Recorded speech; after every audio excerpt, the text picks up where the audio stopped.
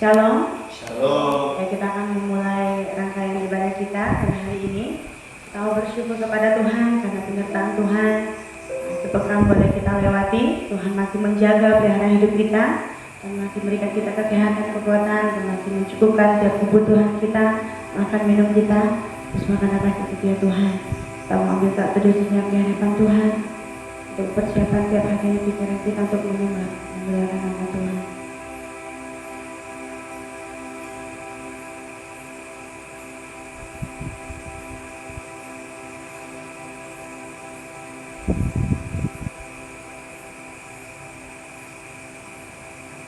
Hanya dekat kasih Bapa, kita boleh merasakan ketenangan. Kalau Tuhan menerima kita apa adanya. Dia tidak melihat rupa, tapi Dia melihat hati kita. Kita tahu Tuhan mengenal kita lebih dari siapapun. Kita menaikkan pujian, mengenal hatiku.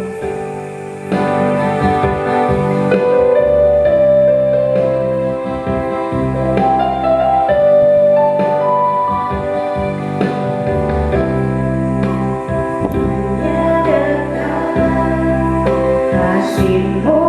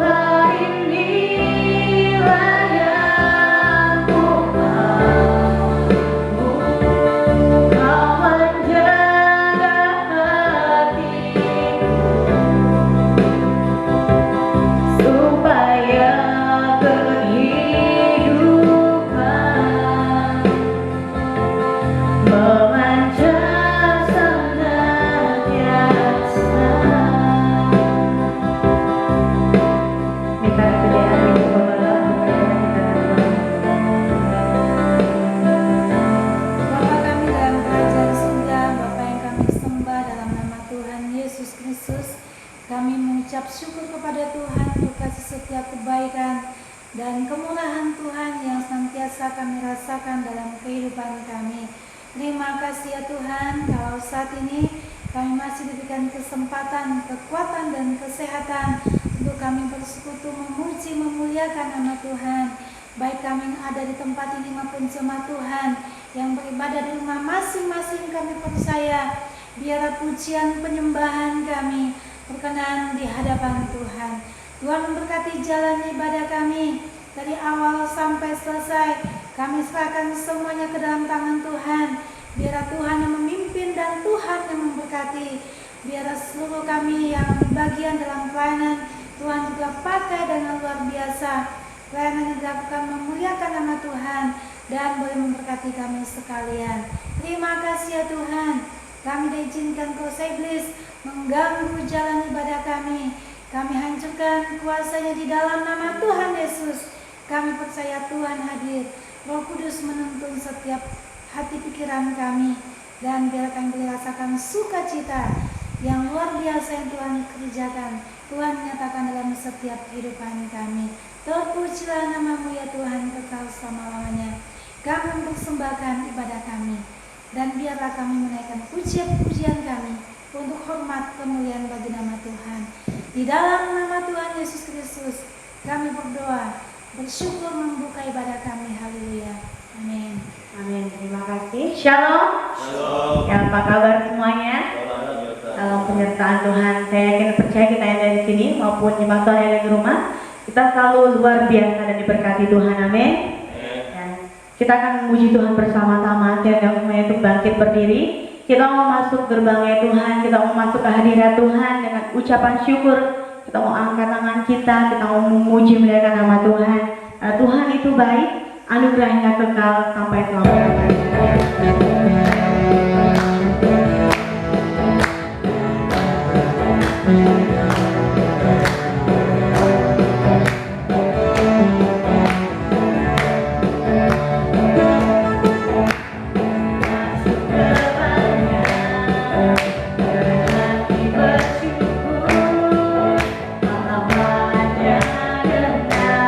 Pujian penuhi baiknya.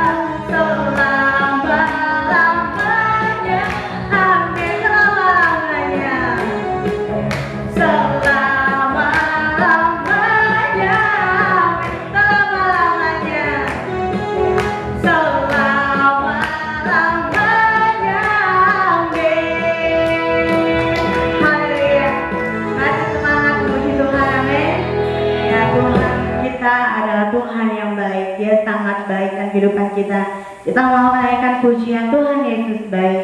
Dan tidak berkesudahan kasih setia Tuhan, rahmatnya selalu baru setiap hari. Amin. Kita untuk buka kita katakan Tuhan Yesus baik. Kita mau angkat doa kita bersama-sama.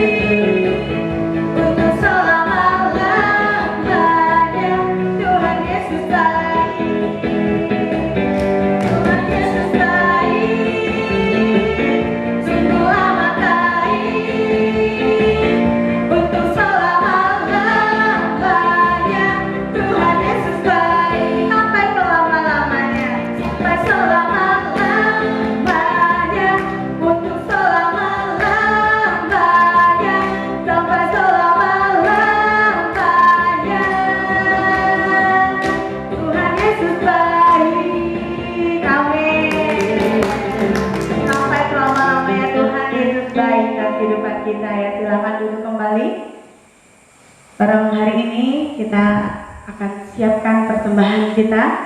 Kita mau berikan yang terbaik untuk Tuhan. Sebelum persembahan kita dijalankan, dan penuh kasih minta kesediaan Rati berdoa untuk persembahan yang akan kita jalankan. Mari kita berdoa. Bapa di surga, Tuhan, sebentar lagi kami akan memberikan persembahan. Biarlah Kau memberkati persembahan kami. Biarlah layak di hadapan-Mu. Terima kasih Tuhan. Kami serahkan hanya di dalam nama Tuhan Yesus. Haleluya. Amin. Kita akan memberikan persembahan dengan diiringi pujian seperti wanita. Seperti wanita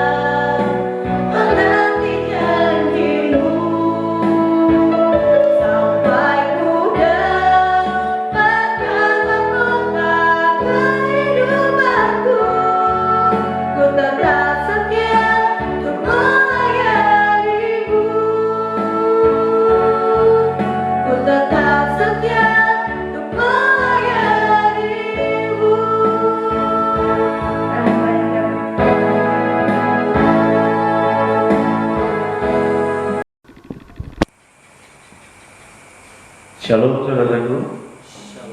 Puji Tuhan. Kita akan belajar firman Tuhan pada hari ini dan kita akan siapkan hati kita. Kita berdoa. Bapa di surga, Bapa yang kami sembah dalam Yesus Tuhan kami akan belajar kebenaran firman Tuhan pada hari ini. Kami siapkan hati kami Tuhan, bila firman Tuhan yang kami dengar memberkati kami, melawat setiap hati, pikiran, jiwa kami, bahkan melawat tubuh kami juga, sehingga kami mengalami kuasa firman di dalam setiap hidup kami.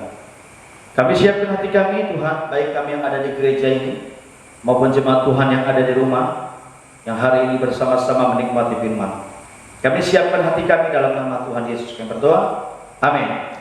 Puji Tuhan, kita buka kitab Kejadian pasal 4 ayat 25 dan 26.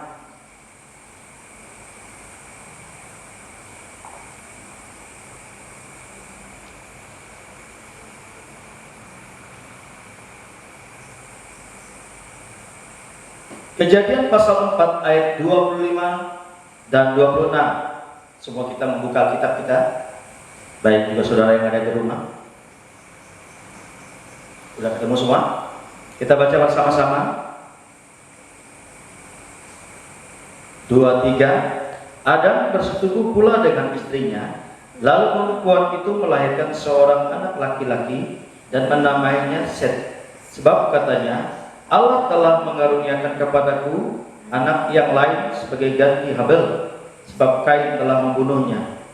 Lahirlah seorang anak laki-laki bagi Set juga, dan anak itu dinamainya Enos. Waktu itulah orang mulai memanggil nama Tuhan. Ayat yang akan kita pelajari malam hari ini adalah ayat yang ke-26. Lahirlah seorang anak laki-laki bagi Set juga, dan anak itu namanya Enos. Waktu itulah orang mulai memanggil nama Tuhan. Ini terjemahan dari bahasa Indonesia yang baru. Kalau terjemahan lama, kita terjemahan lama mengatakan maka Set itu pun beranaklah laki-laki seorang, dinamainya akan dia Enos. Maka pada masa itulah orang mulai sembahyang dengan nama Tuhan. Kemudian terjemahan bahasa Indonesia sehari-hari, Set mempunyai anak laki-laki yang diberi nama Enos. Pada zaman itulah orang mulai menyebut nama Tuhan bila menyembah. Nah, ayat ini menjadi pelajaran kita malam hari ini ya. Saya beri judul, kenal maka dipanggil. Kita tidak akan memanggil seseorang dengan namanya kalau kita tidak mengenal orang itu, betul? Ya. Dan panggilan itu menjadi penting karena namanya yang dipanggil. Nama kita dipanggil, orang yang memanggil kita itu kenal dengan siapa kita. Atau kita memanggil seseorang, teman lama atau teman baru, kita sudah tahu namanya dan kita panggil. Intinya kita memanggil seseorang karena kita kenal dengan orang itu, atau paling tidak tahu namanya. Nah, hari ini kita belajar mengapa setelah Set melahirkan Enos, kata Alkitab, barulah waktu itulah orang mulai memanggil nama Tuhan. Ini menarik untuk dipelajari. Ada beberapa kemungkinan yang melatar belakanginya apa sebenarnya. Kenapa pada zaman sebelum Enos itu nama Tuhan belum dipanggil? Ada apa sebenarnya? Baru setelah Enos lahir, baru nama Tuhan dipanggil. Nah, ini menarik untuk kita pelajari. Karena berbagai terjemahan ini menjelaskan makna yang lain atau makna yang lebih dalam daripada sekadar memanggil. Kalau terjemahan bahasa Indonesia, orang mulai memanggil nama Tuhan. Terjemahan lama, orang mulai sembahyang dengan nama Tuhan. Terjemahan bahasa Indonesia sehari-hari, orang mulai menyebut nama Tuhan bila menyembah. Nanti kita akan pelajari, ya. Jadi ada beberapa hal yang melatar belakangi kenapa pada zaman Enos orang baru mulai memanggil nama Tuhan. Jehovah adalah pribadi yang agung yang pernah dikenal oleh Adam dan Hawa waktu mereka di Taman Eden. Alkitab dengan jelas mencatat Kejadian pasal 2 Allah menciptakan binatang-binatang baik yang di darat, laut dan udara. Lalu binatang-binatang itu dibawa kepada Adam dan Adam memberi nama binatang itu. Artinya ada interaksi antara Allah dan Adam. Dan Adam kenal betul Allah di Taman Eden. Allah yang ia kenal, Allah yang ia panggil, yang bercakap-cakap dengan dia di Taman Eden. Dan membawa binatang itu kepada Adam. Dan Adam memberi nama kepada binatang itu. Lalu kita baca di Kejadian pasal 3, waktu Adam jatuh dalam dosa. Di hari yang sejuk dikatakan, Allah turun ke Taman Eden. Kebiasaan Allah turun ke Taman Eden. Di hari yang sejuk ada kemungkinan, itu pagi hari. Allah seringkali mengunjungi Adam untuk bercakap-cakap dengan dia. Berarti ada hubungan yang memang akrab sebelum Adam jatuh dalam dosa. Hubungan Allah dan Adam itu sendiri. Dan Jehovah itu sendiri, Yahweh Adonai, itu adalah pribadi yang agung yang pernah dikenal oleh Adam dan Hawa. Ya. Namun oleh proses waktu, nama itu mungkin mulai pudar karena manusia memperilah sesuatu selain Tuhan. Setelah Adam dan Hawa diusir dari Taman Eden, Kain membunuh Habel. Kemudian Adam melahirkan lagi Set dan anak-anak yang lain. Lalu manusia mulai berkembang biak dan bertambah banyak. Umur manusia pada waktu itu panjang-panjang. Dan ada kemungkinan umur yang panjang, alam yang mendukung, tidak ada Kabil. Jadi manusia beranak pinak begitu banyak masa itu. Nah, namun nama itu mungkin sudah mulai pudar. Mungkin. Ini beberapa tafsir yang mengatakan demikian. Karena manusia yang mulai banyak tadi mulai memperilah sesuatu yang lain selain Tuhan. Apakah itu? Bisa saja berbentuk patung, matahari, benda-benda langit, dan lain-lain sebagainya.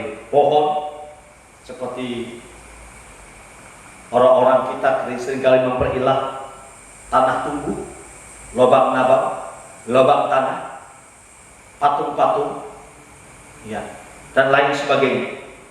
Nah, di masa Enos itu generasi Adam dan Set, ya, di mana Adam melahirkan Set, Set melahirkan Enos. Saya percaya masa itu waktu mereka mulai memanggil nama Tuhan setelah Enos besar dan mulai memanggil nama Tuhan.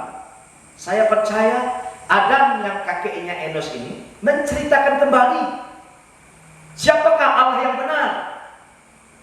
Bukan berhala-berhala, bukan patung-patung, bukan ilah-ilah yang lainnya.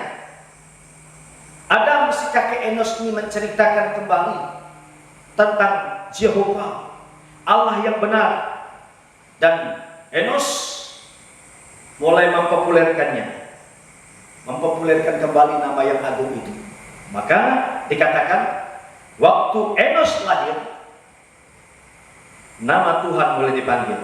Nah, kita akan belajar ada 3 maksud kata memanggil nama Tuhan ini yang patut kita pelajari, yang harus kita renungkan bersama-sama pada hari ini. Apa maksudnya? Ya, kenapa mereka memanggilnya? Ya, apa maksud dari kata memanggil nama Tuhan itu?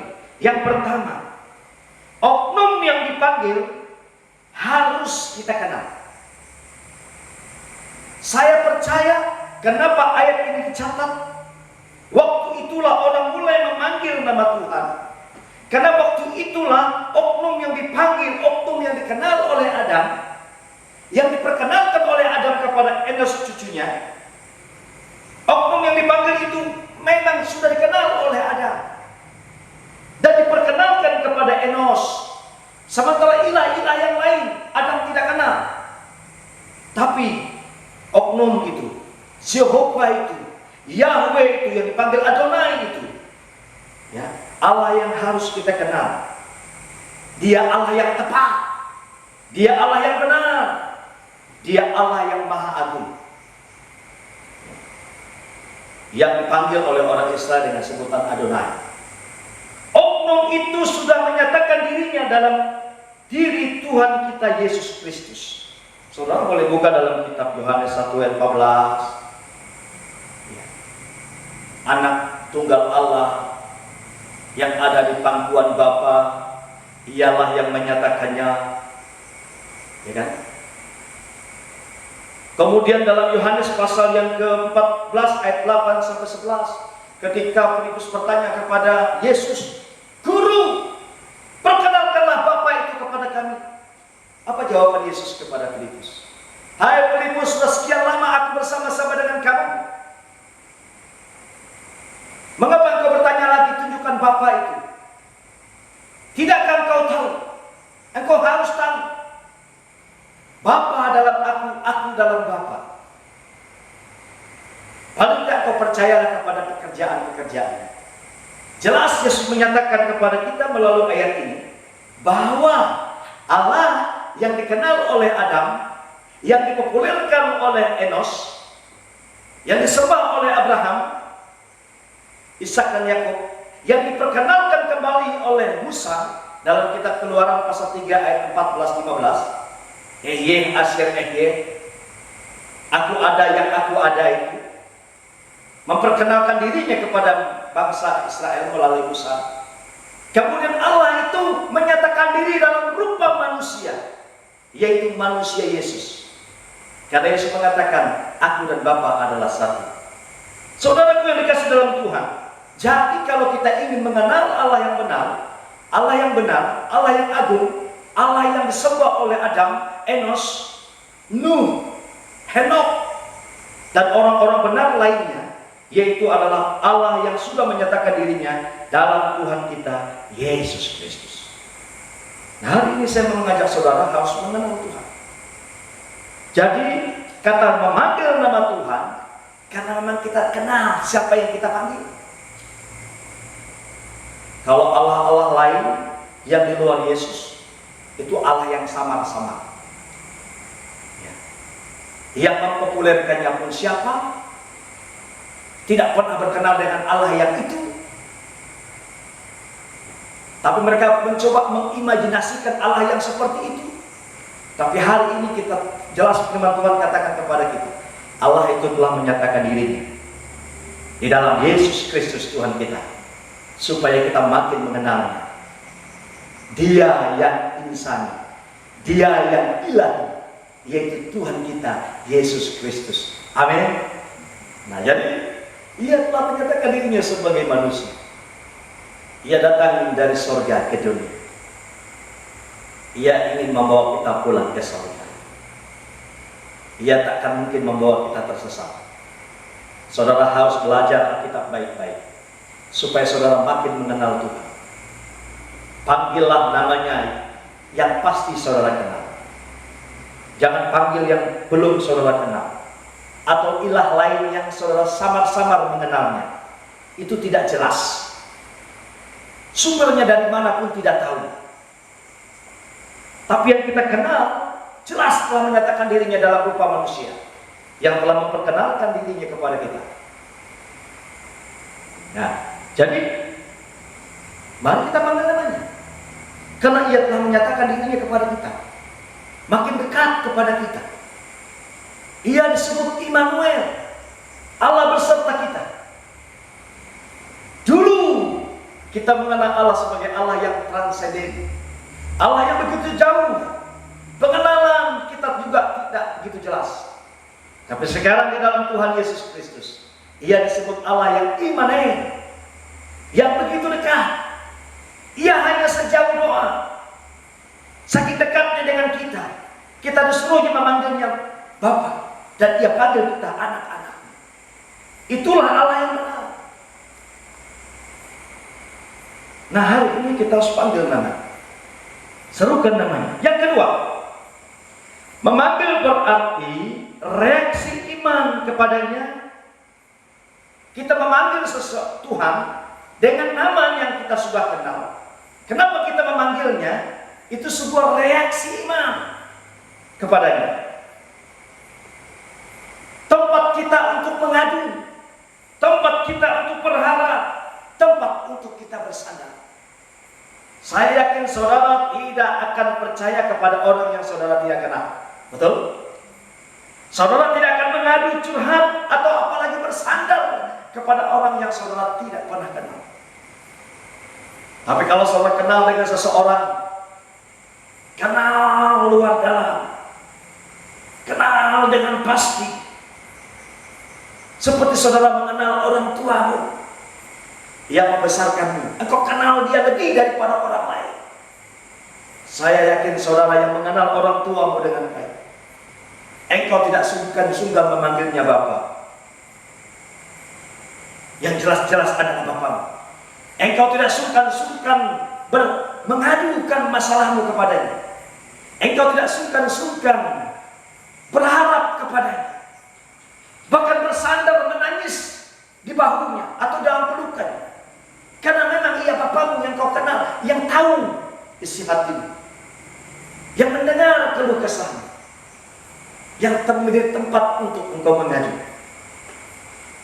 Kita mengenal Allah, kita memanggil namanya karena kita kenal dia. Ia lebih dari Bapa kita yang ada di dunia. Amin. Bapa kita yang ada di dunia mungkin hanya dapat mendengar separuh curhatan kita, menampung separuh kebutuhan kita. Tapi tidak mungkin ia dapat menampung, menolong kita sepenuh kebutuhan kita. Dialah Bapa kita yang di surga yang kita sembah dalam Yesus Kristus Tuhan kita. Amin. Kita mengenal dia karena dia adalah Allah yang maha segalanya. Jangan kami bicara soal makan minum, soal nyawa pun dia berikan kepada kita untuk membawa kita pulang ke surga. Apa yang kurang daripada Tuhan yang telah memberikan dirinya secara luar biasa untuk kita? Tuhan yang lain baru menyatakan begini begitu kepada umat dan tidak memberikan jaminan yang pasti kepada umatnya. Tapi Tuhan kita Yesus Kristus, ia sudah turun dari surga ke bumi, yang menggantikan posisi kita di atas kayu salib. Jangankan bicara tentang makan minum, waktu yang ada di dunia, ia melayani waktu 3,5 tahun. Orang sakit disembuhkan, orang lapar diberi makan, orang buta melihat, orang tuli mendengar, orang bisu bicara, orang yang kerasukan dilepaskan, orang yang berdosa diampuni, orang yang mati dibangkitkan. Bahkan ia mati, rela mati untuk menggantikan posisi kita, menerima kutuk dan maut di atas kayu salib, untuk mengalahkan kuasa dosa dan kuasa maut. Bahkan ia bangkit mengalahkan maut, naik ke surga, menyiapkan tempat bagi kita. Inilah Allah yang jelas-jelas Allah. Tidak setengah-setengah, tidak samar-samar pengenalan kita tentang Allah kita. Jelas-jelas terang benderang. Nah, dengan Allah yang model begini, kita tidak perlu takut, tidak perlu ragu-ragu untuk berseru kepadanya, untuk berharap kepadanya, untuk bersandar kepadanya. Sebab ia batu karang yang teguh, yang takkan pernah mengecewakan kita. Amin. Hari ini saudara kenal dengan pribadi itu, dengan Tuhan kita Yesus Kristus, dan saudara memanggil namanya karena saudara itu merupakan reaksi iman saudara kepada. Makanya saudara kalau manggil nama Tuhan, jangan asal panggil nama. Panggillah dengan penuh iman, penuh pengharapan. Memang kita memanggil dia karena kita rindu akan dia. Kita memanggil namanya karena kita memang sedang membutuhkan lebih dari apapun di dunia ini. Dan yang ketiga, memanggil karena kita tahu pasti hanya dia, Jehovah, dalam nama Tuhan Yesus, yang layak dipuji dan layak disembah. Makanya kita panggil nama Tuhan karena kita kenal nama itu, kenal pribadinya. Kita panggil nama itu karena kita tahu ia tempat kita berharap dan bersandar. Kita panggil nama itu karena kita tahu pasti hanya nama itu yang layak dipuji, disembah, diagungkan, dimuliakan sepanjang hidupmu. Amin. Saudaraku, situasi yang sedang kita alami hari-hari ini, wabah yang belum berhenti, Pandemi yang hari ini kita lihat trennya bukan makin turun, makin naik. Dalam situasi yang seperti ini, banyak kehidupanmu terasa berat, berdampak pada ekonomimu dan lain sebagainya. Saya mengajak kepada kita, kalau memang kau kenal Tuhan Yesus Kristus, kalau memang kau kenal Dia adalah Bapa yang baik, kalau kau kenal Dia Bapa yang luar biasa lebih dari segalanya, inilah saatnya kita panggil namanya, serukan namanya, berharap hanya kepada-Nya. Paling tidak Ia bekerja dalam hidup. Amin. Walaupun Ia belum menyatakan sesuatu bagi dunia ini untuk melewatkan virus ini dari muka bumi, tapi paling tidak waktu engkau berseru, hidupmu lah yang ditolong. Waktu engkau panggil namanya, hidupmu ada dalam naungan sayapnya. Amin. Waktu engkau panggil namanya, hidupmu ada dalam genggaman tangannya.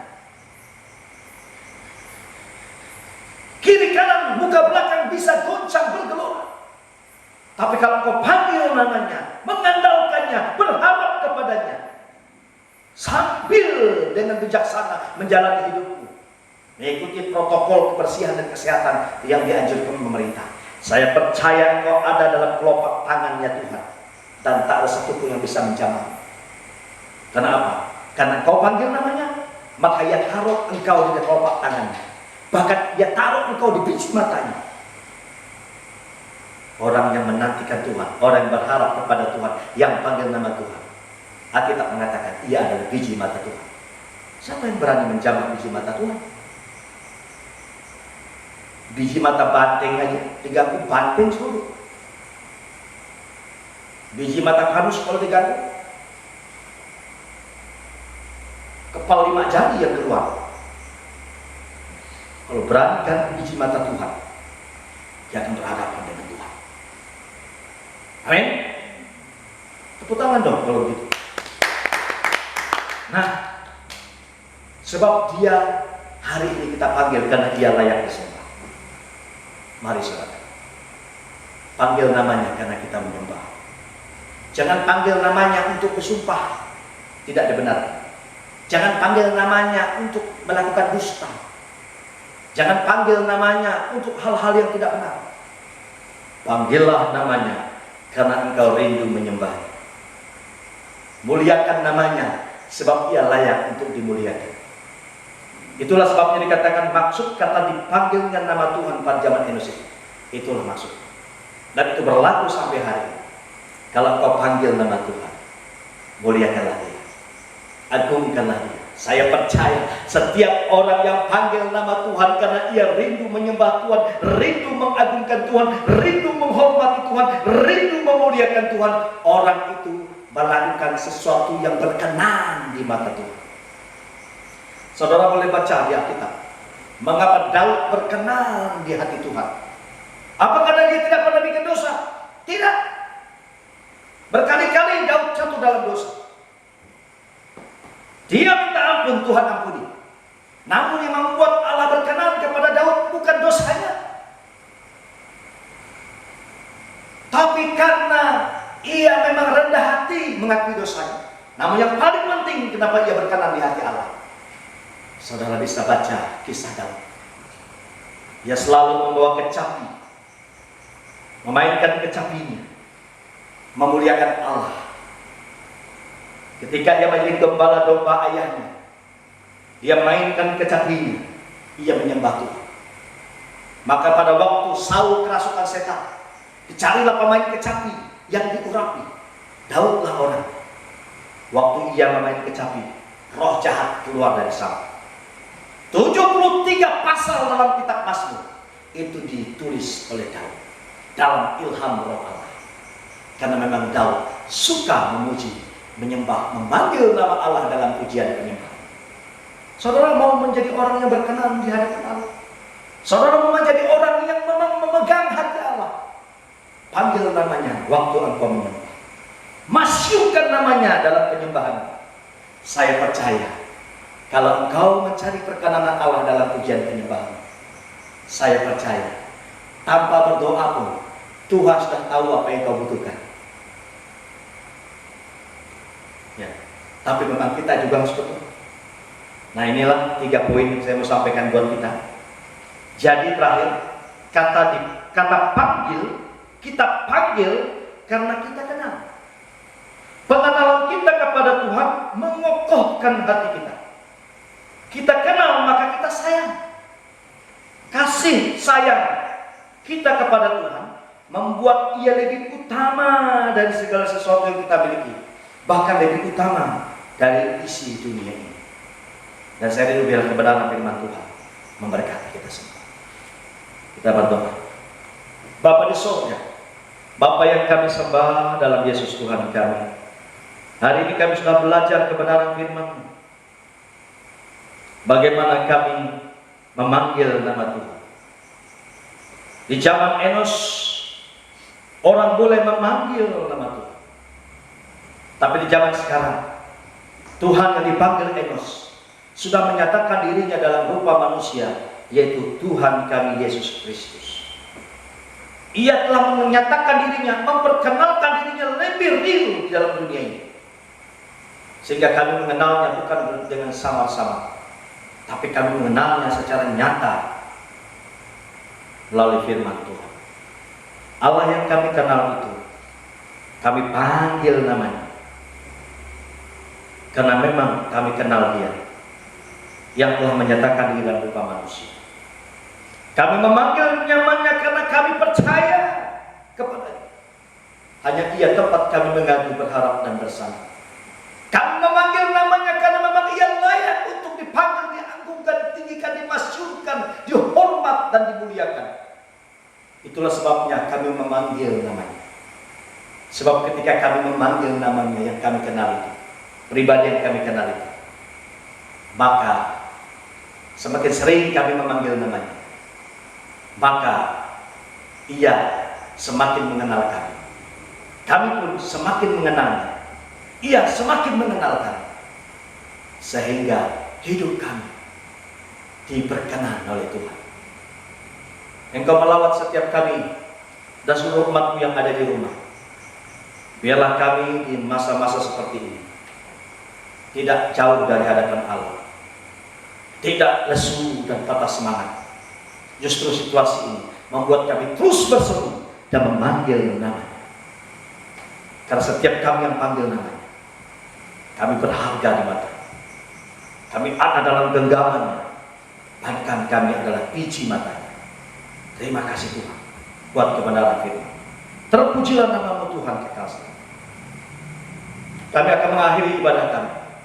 Lawatan-Mu atas setiap hati dan setiap pribadi, baik yang ibadah di gereja maupun di rumah. Lawatlah umat-Mu Tuhan. Bila kami pulang bawa berkat firman-Mu, kami pulang dengan melakukan kebenaran firman-Mu. Kami pulang dengan membawa damai sejahtera dari surga. Kalau ada di antara umat yang sakit, sembuhkan, yang lemah kuatkan, yang susah hidupkan, yang dalam masalah Tuhan berjalan keluar, yang kekurangan Tuhan cukupi kebutuhan mereka. Tuhan melawat dalam nama Yesus. Setiap rumah tangga biarlah hidup rukun bahagia. Usaha pekerjaan umat-Mu diberkati. Hari esok kami, masa depan kami, anak cucu kami serahkan kepada Allah. Karena kami yakin generasi orang barat akan mewaris negeri. Orang yang hidup takut akan Allah dibuat Tuhan beruntung berasa. Diberkati di kepala bukan ekor, akan terus naik dan tidak akan turun. Terpujilah nama-Mu Tuhan. Mari kita angkat tangan kita bersama-sama.